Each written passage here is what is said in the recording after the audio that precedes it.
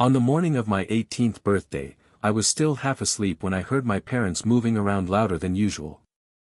I thought they were arguing, but then my father appeared in my doorway holding a black trash bag. He tossed it on the floor and told me I had 20 minutes to get out. I thought it was some kind of sick joke, but my mother was behind him, arms crossed, saying it was time I stood on my own 2 feet. No warning, no discussion, no plan. Just a countdown I hadn't asked for. I stuffed clothes into the bag without thinking. Every time I paused, my father repeated the time left, like he was reminding me of a bus schedule. I reached for a photo frame, and my mother shook her head. She told me to leave it.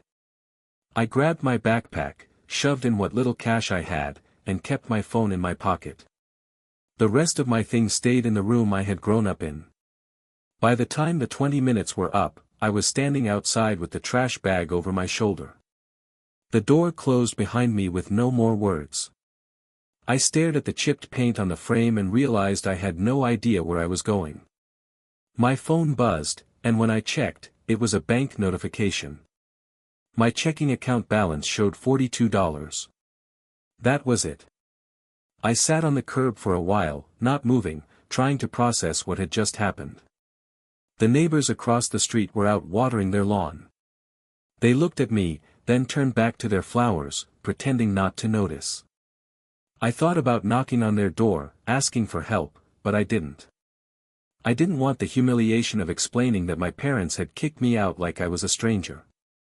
I texted 2 friends from school, asking if I could crash on their couches. One didn't answer. The other said his parents wouldn't allow it.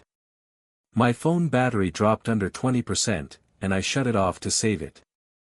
I walked toward the bus stop with my bag cutting into my shoulder, no idea what the next step would be. At the bus stop I counted the bills in my pocket. I could cover a couple of rides, maybe a cheap meal, but not much more. I sat there with my trash bag at my feet, pretending to scroll my phone so I wouldn't look as lost as I was. People glanced at me but didn't ask anything. The first night I ended up at a 24-hour diner. I spent a few dollars on coffee and sat in a booth until the staff started giving me looks. Around 3 a.m. I left and walked until I found a lit-up gas station. I waited there until morning, leaning against the side wall, trying not to fall asleep. Every part of that day replayed in my head on a loop. The trash bag, the countdown, the locked door. I kept thinking about what I had done wrong, what moment led to this. But there was no single moment. It was just their choice, carried out like it was planned. By sunrise, I knew that whatever life looked like from here on, it would be without them. I had no home, no savings, no family to fall back on. I thought I had lost everything that day. What I didn't realize was that the eviction was only the start, and their decision would come back to them in ways none of us expected. I drifted from place to place for months after that night. At first, it was friends' couches, though each one came with its own deadline. A week here, 3 nights there, sometimes less. I tried not to overstay, but you can feel when people are tired of seeing your trash bag in their living room. Eventually the calls for favors stopped, and I had no choice but to find something permanent. The cheapest option I could afford was a roach-infested studio in a building where the hallway lights flickered and the locks barely worked. The floor creaked with every step, but it was at least my name on the lease. Money was a constant panic. My phone buzzed non-stop with work shift reminders, and I picked up every hour I could get. I waited tables, stocked shelves, and cleaned offices, sometimes all in the same day. Sleep was the thing I sacrificed first, and food was second.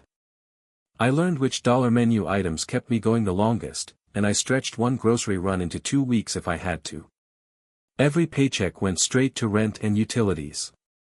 I taped the receipts to the wall as if that made it more real. My parents called a few times that first year. I let the phone ring out every time. They left voicemails acting like nothing had happened. My birthday cards came with notes in the margins about how they hoped I was learning responsibility. Reading their handwriting made me feel sick. The same people who had shoved me out the door were trying to write themselves as supportive parents. I tossed the cards into the trash unopened after that. There were nights I lay awake staring at the cracked ceiling, wondering if cutting them off made me as harsh as they had been. But then I remembered the look on their faces when they told me to leave, how final it was. It wasn't a mistake. It was a choice they stood by. Survival meant not giving them another chance to repeat it. So I blocked their numbers, set my email to filter their names straight into spam, and focused only on work. The loneliness was heavy, but I got used to it. When I felt like I was drowning, I'd distract myself by opening job boards, applying to everything, even things I wasn't qualified for. Some weeks, the only human interaction I had outside of work was when the landlord taped a reminder about rent increases to my door. I thought about moving back in with friends, but I knew relying on anyone too much would just burn more bridges. I didn't want more reminders that I didn't belong anywhere. After 2 years, things started to shift. My paychecks grew as I earned promotions and proved I could handle long hours without complaint. I saved slowly, tiny amounts at first, then more. I learned how to make my studio livable with secondhand furniture, bug spray, and duct tape. Each bill paid on time felt like proof that I was building something my parents had said I couldn't. I wasn't thriving yet, but I was no longer falling. Holidays were the worst reminders. Old coworkers would ask about travel plans, and I'd lie and say I was staying in town to save money. The truth was I had nowhere to go back to. Social media made it worse, endless photos of families in matching sweaters. I muted accounts and shut off my phone when the season came around. I couldn't stop the memories, but I could limit the noise. I had thought the distance would fade their hold on me, but it didn't. Every new step forward seemed tied to the night I left. Even when I celebrated a small win, like paying off my credit card or finally buying a laptop, it was always in the shadow of what they had taken away. They had forced me to build everything from nothing, and that never stopped feeling like betrayal. I didn't know it then, but their choices weren't finished echoing. Years later, when I thought the past was buried, their house would show up on a public notice and pull me right back into everything I thought I had walked away from. It was a normal workday when the past caught up with me. I was at my desk, sorting through spreadsheets, when a coworker pinged me a link. The message was casual, just pointing out a foreclosure auction list from the county website. I clicked without thinking, ready to ignore it, until the PDF loaded and I saw the address. My parents' house. The same front porch I had stood on with a trash bag. The date of the auction was printed in bold, less than 6 weeks away. I stared at it so long my computer dimmed to sleep mode. For a few minutes I sat frozen, scrolling up and down the document as if the house might vanish if I blinked. The file was official, complete with a timestamp and reference number. It wasn't gossip. It wasn't rumor. It was real. Their mortgage had gone unpaid long enough to trigger a public sale. The place I had been shoved out of was now reduced to a line item on a county list. I minimized the window and tried to focus on work again, but my hands shook every time I reached for the keyboard. It felt like someone had cracked open a sealed box. All the years of silence, the ignored voicemails, the trashed holiday cards, it all rushed back at once. I checked the document again later, as if it might change. The address didn't move. The auction date stayed the same. That night I searched for more details. The county clerk's site confirmed it: unpaid property taxes, foreclosure proceedings, scheduled auction. I checked the assessor's database and even pulled up the satellite view on Google Maps. The roof looked older, the yard patchy. Seeing it through my laptop screen was strange, like spying on a place that used to be mine but never had been. I couldn't decide how to feel. Part of me wanted to close the tab and forget. Another part saw something else, an opening, a chance to rewrite the ending. I had built a life away from them, brick by brick, and now fate was putting the house within reach. Not as a guest, not as a child, but as the owner. The thought made my chest tight. Over the next few days, I circled back to the idea again and again. I checked the county's rules for bidders, wrote the dates down in my calendar, and saved reminders on my phone. I didn't tell anyone. I didn't want to hear advice or doubt. This wasn't about investment strategy or market value. It was about walking into the same house on my own terms. I pulled my credit reports and started making calls to banks.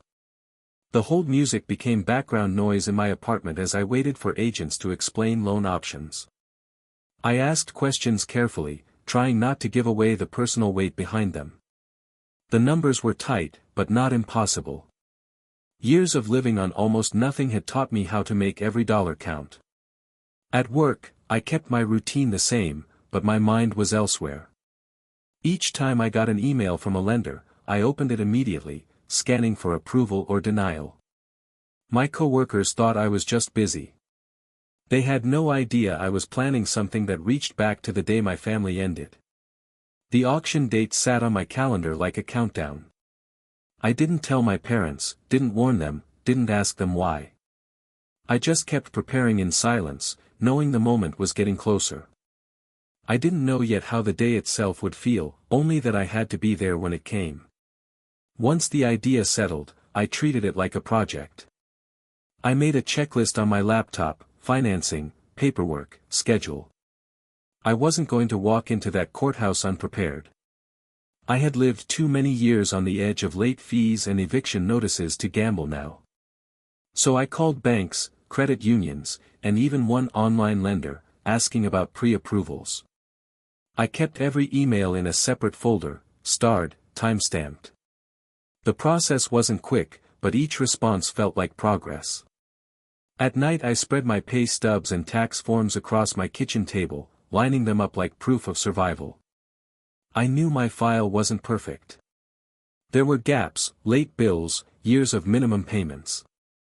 But I had clawed my way up to a stable credit score, and that gave me leverage. I typed out explanations for anything that looked messy, making sure no underwriter would have questions I couldn't answer. It wasn't pride driving me. It was strategy. When one bank sent a conditional approval, I stared at the PDF for half an hour. The numbers weren't big, but they were enough to put me in the running. I refreshed my inbox every hour, waiting for the next confirmation to arrive. It reminded me of when I used to watch rent due dates like a ticking clock, except now the countdown was aimed at something bigger. I told no one. Not coworkers, not friends, not distant relatives. Keeping silent felt necessary. If I slipped, the story might get back to my parents, and I didn't want them preparing a countermove. This wasn't a conversation. It was a plan I had to execute alone.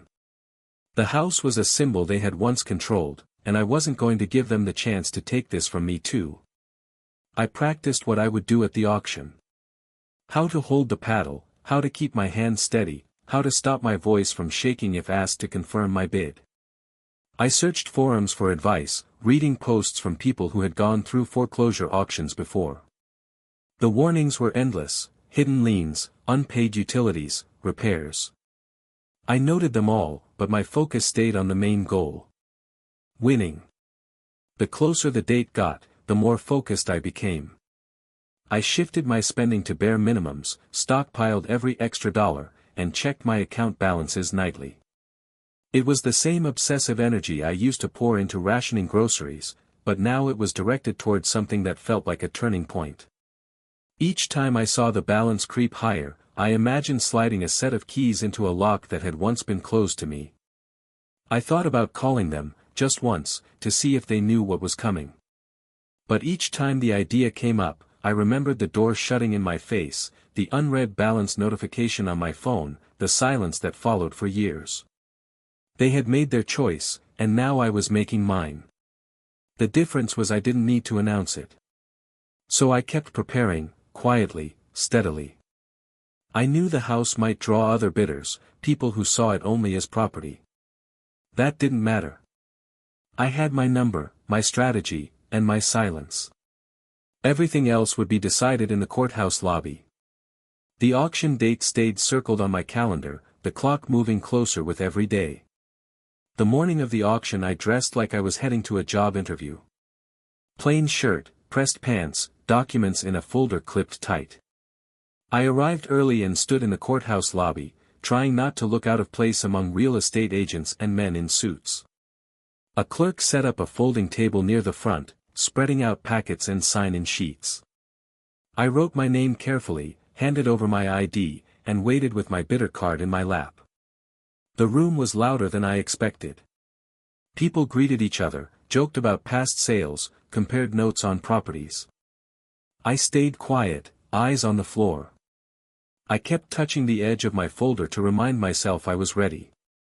When the auctioneer finally called the first address, the crowd hushed and the rhythm began. Fast numbers, raised paddles, decisions made in seconds. When my parents' house came up, I recognized the description before the clerk even finished reading it. Lot number, parcel ID, address printed flatly on the page.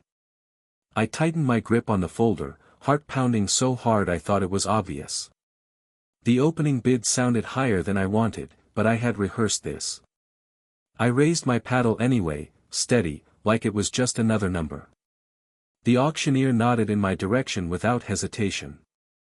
A ripple went through the room. I heard someone whisper my name.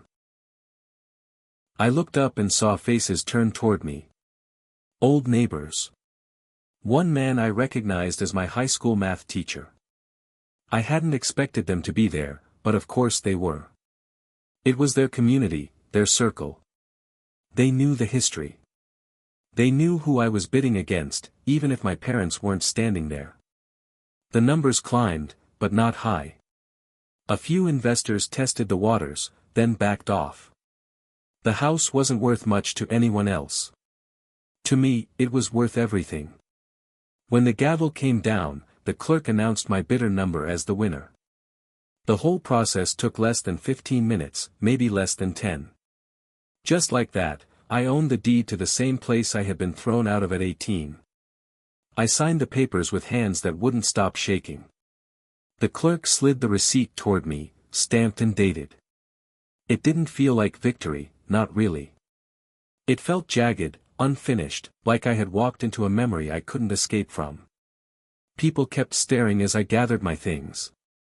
No one spoke directly, but the look said enough. I was no longer the abandoned kid. I was the owner of the house that carried every reminder of what they had done. Walking out of the courthouse, I didn't feel triumphant. I felt drained. My phone buzzed with a work notification, and I almost laughed. The world outside didn't care that my life had just pivoted. Bills still needed paying. Shifts still needed covering.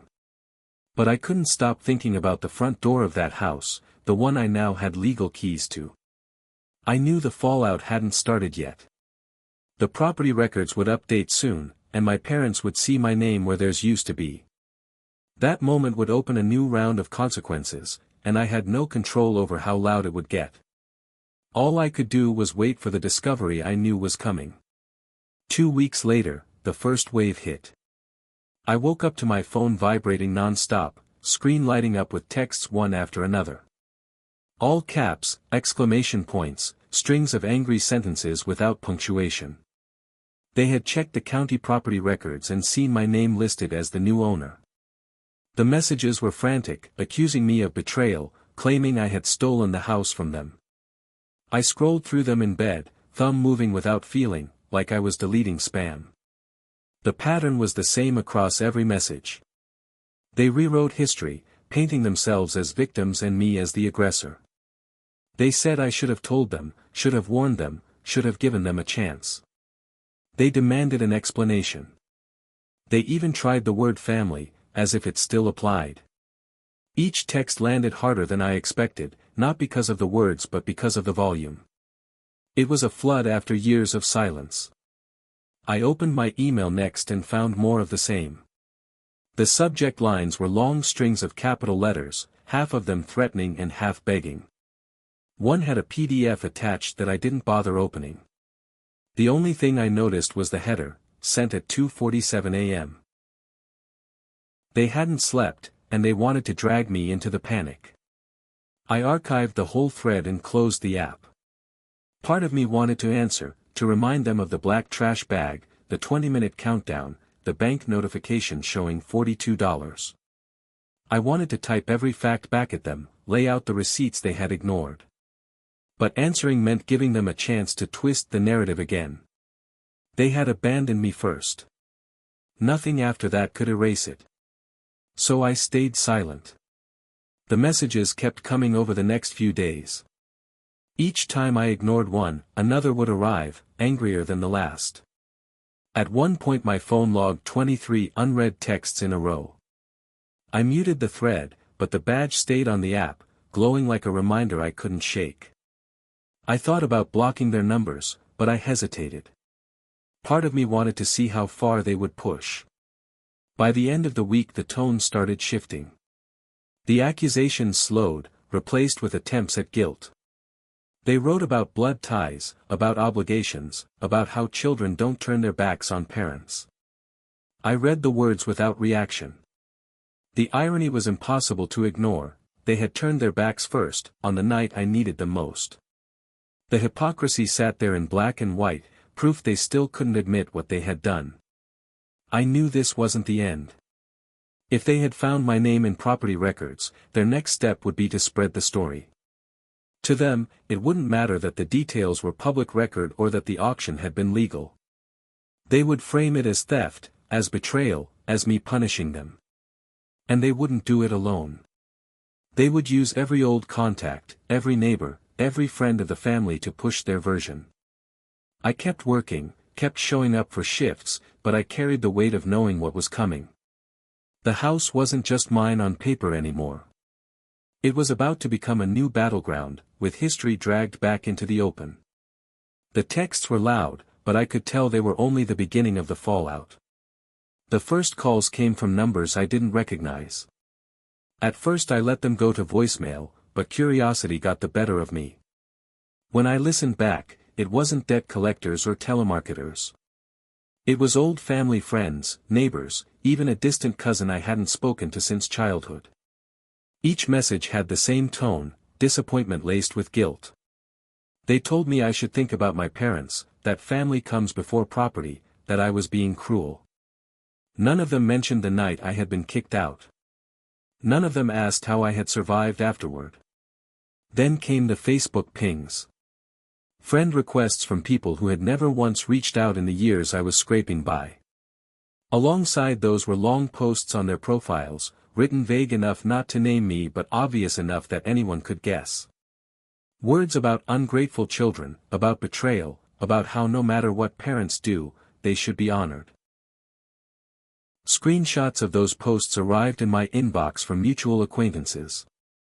I didn't respond. The volume built quickly. Old coworkers messaged to say they had heard things. A former teacher sent me a polite but pointed email about family unity. It was as if the entire network that had been silent when I was crashing on floors suddenly woke up now that property was at stake. Their sudden loyalty to my parents was louder than the silence they had shown me. Each message cracked something open inside me. I had worked for years to bury those first nights on my own, the hunger, the uncertainty, the exhaustion. Now every voicemail, every post, every text dragged it back into focus. I would lie awake in my new apartment scrolling through messages, stomach tight, remembering the weight of that trash bag cutting into my shoulder. The past I thought I had managed was back, louder than before. I started deleting the messages without listening. I blocked numbers, muted group chats, even disabled notifications on social media. But the damage was already done. The voices of people who had chosen silence before were now trying to shame me for surviving in a way they didn't approve of. It sharpened my anger, but it also left me raw. At work, I kept my head down, but the stress leaked through. I checked my phone in the break room, saw another Facebook tag, and had to lock myself in the restroom just to breathe. I thought about writing one long post, laying out the timeline, attaching screenshots of my parents' eviction night and every ignored call afterward. But I didn't. Explaining myself to people who had already chosen a side felt useless. Instead, I held tighter to the plan. The deed had my name. The house would be mine to walk through, legally and finally. I kept telling myself that. But the chorus of outside voices reminded me that buying it hadn't closed the story. It had reopened it. The real confrontation hadn't even started yet. I knew I couldn't avoid it forever. Moving in would make everything permanent. It would take the fight out of the abstract and put it into reality. The locksmith was scheduled, the date circled on my calendar. Soon, I'd be standing on that porch again, keys in hand, facing the silence I had been preparing for. The locksmith showed up mid-morning with a toolkit in hand, no questions asked. I stood on the porch while he swapped the cylinders, the sound of his drill echoing down the street. The house looked smaller than I remembered, paint peeling, windows clouded. I watched from the same spot where I had been pushed out years earlier. This time there was no countdown, no trash bag. Just the slow click of a lock being reset to match a key with only my name on it. When he handed me the new set, I stepped inside. The air was stale, heavy with dust and something moldy.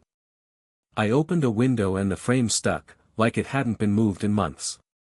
Each room felt both familiar and strange. The wallpaper was the same, but the furniture was gone. Empty spaces where couches and tables had been made the place look abandoned. It was no longer their home, but it didn't feel like mine yet either. I carried in a few boxes from my car, basic things I had packed from my apartment. Clothes, kitchenware, a folding chair. I set them down in the living room and stared at how small the pile looked. It was the same feeling I'd had years ago when I walked away with nothing but a trash bag. The difference was this time the emptiness was on my terms. The internet installer came that afternoon. He ran cables through the hall while I signed the paperwork. The receipt went straight into a new folder marked House Expenses. Right after, I opened my email and sent my landlord a cancellation notice for my apartment lease. Seeing the confirmation reply land in my inbox felt final. My life had shifted from one address to another, this time by choice. I spent the first night on an air mattress in my old bedroom. The walls still had faint outlines where posters had once hung. I scrolled through my phone in the dark, the silence heavier than I expected. No celebration, no relief, just the hum of the Wi-Fi router in the next room. I thought ownership would feel louder, but it didn't. It felt quiet, almost uneasy. Over the next few days I cleaned. I hauled out bags of trash left behind, scrubbed counters, and aired out every window that would open. Neighbors walked by and waved like nothing unusual had happened. To them, it was just another move-in. None of them mentioned the auction or the shift in ownership. Their silence was a kind of permission I hadn't realized I needed. Even with progress, I felt a gap. Each night I'd walk down the hallway, past the spot where my father once stood counting down the minutes I had left. The memory sat there, sharp and permanent, no matter how much I rearranged the space. Carrying groceries instead of a trash bag didn't erase it. It just layered one memory over another. I kept telling myself this was a start, not an ending. The paperwork was filed, the locks were mine, but the history wasn't gone. It lingered in the walls, in the smell, in my own mind. I knew the quiet wouldn't last. My parents had already made noise once, and I doubted they were finished. Moving in was only the first step into a silence that wouldn't stay empty for long. The certified letter came on a Tuesday. A plain white envelope, my name typed neatly, return address from a small law office I didn't recognize. I slid it open at the kitchen counter, already guessing what it was. Inside were 3 stapled pages filled with legal phrasing, most of it vague and padded. Buried halfway down the first page was the claim, emotional damages. No numbers attached, no dates, just accusations written in the tone of a threat more than an actual case. I skimmed the rest, noting the typos, the inconsistent formatting, the cheap letterhead. It was the kind of document meant to scare, not to stand in court. My parents had found someone willing to type their anger into a formal template. I dropped it back into the envelope and filed it in a drawer, same as I had done with their cards years ago. Out of sight, out of mind. That night, I checked my email and saw their lawyer had CC'd me on a message as well. The subject line was urgent, but the body was almost identical to the letter. The time stamp was 9:12 p.m., sent after hours, as if urgency would make it more real. I left it unread, the badge glowing on my inbox. It felt less like communication and more like theater, designed to make me feel cornered. I considered calling the number on the letter just to see who would answer, but I didn't. Engaging would give them ground. The claims weren't about property or contracts. They weren't about law at all. They were about shame. They wanted me to feel guilty, to be pressured into some kind of concession. I had no interest in feeding that. The following week, nothing else came. No follow-up letters, no formal filings in the court system, no process server at my door. I checked the county docket online just to be sure. There was nothing with my name attached. The threats sat in the drawer where I had left them, collecting dust. Every now and then I pulled the envelope out and reread it, not for worry but to remind myself of what their last move had been. It felt small compared to the night they had thrown me out. That had been decisive and final. This was grasping. Paper instead of action. Still, it left a trace. The legal envelope mixed in with utility bills and receipts made the whole experience feel heavier. It reminded me that they weren't done trying to reach through whatever distance I had built. They wanted a reaction. Silence was the only answer I was willing to give. By the end of the month, it was clear nothing more would happen. Their attempt had stalled. The letter was a weapon with no ammunition. I could ignore it and keep moving. But I knew this wasn't just about law or money. It was about the last card they had to play, and watching it fizzle told me the story was nearly finished. The house was mine, the threats were empty, and time was starting to put distance between me and their anger. Months passed with no new letters, no knocks on the door, no filings in the court system. The noise faded until it was just the normal rhythm of bills and errands.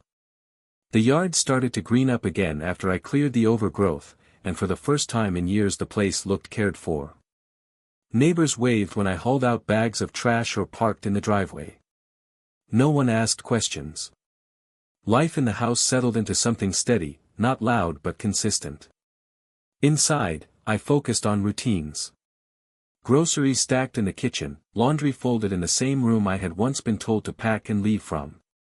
Each step felt strange at first, like I was borrowing space instead of owning it. But the more I repeated the small tasks, the more natural it felt. The house shifted from memory into present tense.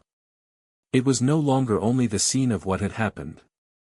It was also the place where I was living now. The legal envelope stayed in my drawer, untouched. Every once in a while I'd open it and glance at the stamp date, just to remind myself how far back it was now. It hadn't led to anything. The threats had dissolved the way their promises once had. I had been waiting for escalation, but nothing came. The silence turned from tense to final. Walking the hallway still carried an echo. I couldn't erase the image of standing there with a trash bag, hearing the countdown. That memory wasn't going anywhere. But I found that carrying groceries, paying utility bills, setting down keys, all of it dulled the edges. The past stayed, but it had to share space with the present. I started small projects, replacing locks on windows, repainting trim, repairing what had been left to rot. Each receipt went into a folder, proof of ownership, proof that the house wasn't collapsing anymore. I knew my parents would never see those details, never acknowledge them, but they weren't the audience. It was for me, a record that the house hadn't defeated me the way they once tried to. Neighbors began to treat me as just another resident, not as the kid who had left years ago. They waved in the mornings, nodded over mailboxes, offered casual greetings about the weather. Their recognition wasn't loud, but it mattered. It meant the story was shifting in ways outside of my control. The house wasn't just their loss anymore. It was my place, and everyone around could see it. Some nights I walked from room to room with the lights off, listening to the quiet. I thought about how many years I had avoided even driving past the street, how much weight the place had carried in my head. Now it was just a house, walls and windows like any other, except with my name on the deed. That simplicity felt like the closest thing to closure I was going to get. The ending wasn't loud or dramatic. There was no final confrontation, no sudden apology, no reconciliation. The story closed slowly, through silence, through routines, through time passing without new interruptions. The house that had once been used to push me out was now the same place I walked into each day without hesitation. I had been thrown out at 18. I walked back in at 25 with my own keys. This time, the door closed quietly,